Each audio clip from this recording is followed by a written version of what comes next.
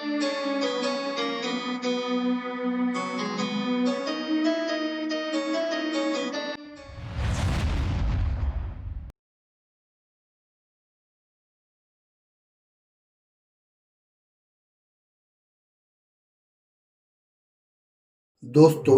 हम सब 15 अगस्त 1947 को मिली आज़ादी का जश्न मनाते हैं, तिरंगे को सलाम करते हैं, राष्ट्रगान गाते हैं और उन महान नेताओं को याद करते हैं जिन्होंने हमें यह दिन दिखाया। लेकिन क्या आप जानते हैं कि उस आज़ादी की कहानी सिर्फ तिरंगे के 3 रंगों में नहीं, बल्कि उन लाखों गुमनाम पत्रों पर भी लिखी है जिन्हें इतिहास ने शायद ही कभी खोला हो। यह कहानी उन चीखों की है जो जश्न के शोर में दब गई, उन बलिदानों की है जिन्हें कभी गिना ही नहीं गया।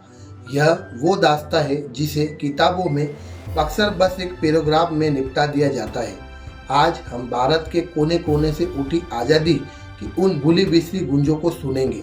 चलिए आज पलटते हैं इतिहास के वो पन्ने जहां दर्ज है हमारी आज़ादी की असली कीमत। 14 अगस्त 1947 की रात, जब दिल्ली में पंडित जवाहरलाल नेहरू अपना मशहूर भाषण ट्रस्ट विद डेस्टिनी दे रहे थे, उनकी आवाज़ रेडियो पर पूरे देश में गूंज रही थी। लेकिन उस भाषण के शोर से बहुत दूर पंजाब और बंगाल के खेतों और शहरों में एक ऐसी हकीकत लिखी जा रही थी जो रूह कांपा देती है। यह हकीकत थी भारत के विभाजन की।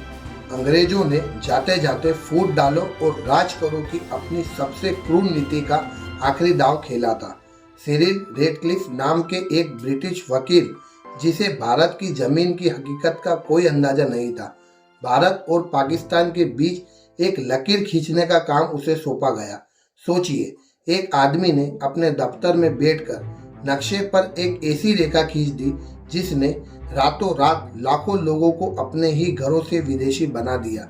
एक ऐसी लकीर ने सिर्फ जमीन ही नहीं बांटी, इसने घर, परिवार, दिल और सदियों पुराने रिश्ते भी बांट दिए।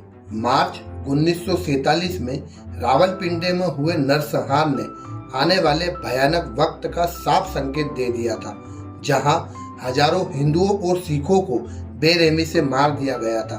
इसके बाद जो हुआ वो इंसानियत के इतिहास के सबसे बड़े और खूनी विस्थापनों में से एक था। लगभग 1.4 करोड़ लोग बेघर हो गए। लाहौर से अमृतसर और अमृतसर से लाहौर जाने वाली ट्रेनें इंसानों से नहीं बल्कि लाशों से भरकर आती और जाती थी। बचपन के दोस्त एक दूसरे के खून के प्यासे हो गए थे और पड़ोसियों ने पड़ोसियों के घर जला दिए थे। अनुमान है कि इस त्रासदी में 10 से 20 लाख लोग मारे गए। अनगिनत महिलाओं के साथ जो हुआ उसे बयां करने में शब्द भी कांप उठते हैं। यह वो कीमत थी जो भारत अपनी आज़ादी के लिए चुका रहा था, एक ऐसी कीमत जिसे दिल्ली के जश्न में शामिल लोग शायद कभी पूरी तरह समझ ही नहीं पाए। जब दिल्ली में आज़ादी का सूरज उग रहा था, तब पंजाब की रातें जलते हुए गांवों और चीखते हुए शरणार्थी काफिलों से काली थी। यह सिर्फ एक राजनीतिक बंटवारा नहीं था, यह हमारी आत्मा पर एक ऐसा घाव था जो आज भी रिश्ता है। आज़ादी की लड़ाई सिर्फ बड़े शहरों या राजनीतिक गलियारों तक ही सीमित नहीं थी। इसकी आग तो भारत के उन घने जंगलों और पहाड़ों में भी जल रही थी, जहां के वीरों की कहानी हम तक कभी ठीक से पहुंची ही नहीं।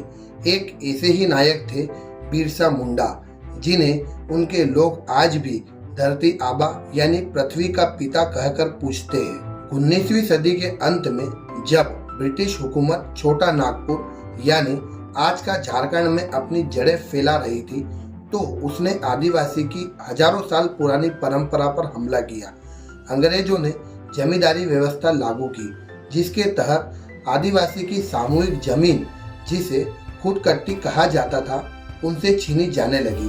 सूदखोर महाजन और ठेकेदार, जिन्हें आदिवासी टीकू कहते थे, कर्ज के जाल में फंसाकर उनकी जमीनें हड़प रहे थे। इस अन्याय के खिलाफ 1895 में बिरसा मुंडा ने एक महान विद्रोह का बिगुल फूंका, जिसे उलगुलान कहा जाता है, यानी महान हलचल। यह सिर्फ एक राजनीतिक विद्रोह नहीं था, यह जल, जंगल और जमीन पर अपने अधिकार को बचाने की लड़ाई थी। यह अपनी संस्कृति और आत्मसम्मान को बचाने की जंग थी। बिरसा ने नारा दिया, अबुआ राज एते जाना, महारानी राज टूंडा जाना, जिसका मतलब था रानी का राज खत्म हो और हमारा राज स्थापित हो। देखते ही देखते यह आंदोलन पूरे छोटा नागपुर यानी आज के झारखंड में फैल गया। आदिवासियों ने लगान देने से मना कर दिया और जमींदारों के खिलाफ हथियार उठा लिए। ब्रिटिश हुकूमत इस विद्रोह से हिल गई। जनवरी 1900 में बिरसा मुंडा को धोखे से गिरफ्तार कर लिया गया। 9 जून 1900 को सिर्फ 25 साल की उम्र में रांची जेल में संदिग्ध परिस्थिति में उनकी मृत्यु हो गई। आधिकारिक तौर पर मौत का कारण हैजा बताया गया, लेकिन कई लोग मानते हैं कि उन्हें धीमा जहर दिया गया था। बिरसा मुंडा शहीद हो गए, लेकिन उनका उलगुलान बेकार नहीं गया। इस विद्रोह ने ब्रिटिश सरकार को इतना मजबूर कर दिया कि उन्हें आदिवासियों के भूमि अधिकार की रक्षा के लिए छोटा नागपुर काशितकारी अधिनियम 1908 बनाना पड़ा। इस कानून ने आदिवासियों की जमीन को गैर आदिवासियों को बेचने पर रोक लगा दी।